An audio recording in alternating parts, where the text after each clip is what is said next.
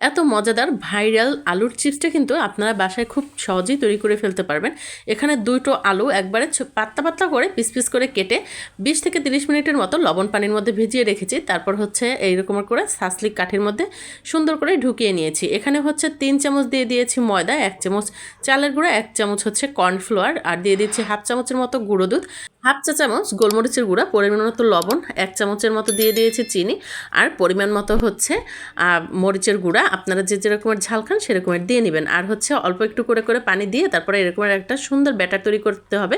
ব্যাটারটা এমনভাবে তৈরি করতে হবে যাতে একেবারে লিকুইড পানির মতো ছাড়া না হয়ে যায়। আর ব্যাটারটা এরকমের উপর থেকে সুন্দর করে আলুর প্রত্যেকটা স্টিকের গায়ে এরকমের চামচের সাহায্যে দিয়ে দিবেন। আর এক্সট্রা যে গ্রেভিটা সেটা কিন্তু নিচে জমা হয়ে যাবে। আর এরকমের ডুবো তেলের মধ্যে উল্টে পাল্টে ভেজে নেবেন, দেখবেন একবারে মুচমুচে কুড়মুড়ে হচ্ছে আপনার আলুর চিপস রেডি হয়ে গেল। কেমন লাগলে চ্যানেলটি অবশ্যই সাবস্ক্রাইব করে দিবেন, লাইক কমেন্টস করবেন। আল্লাহ হাফেজ।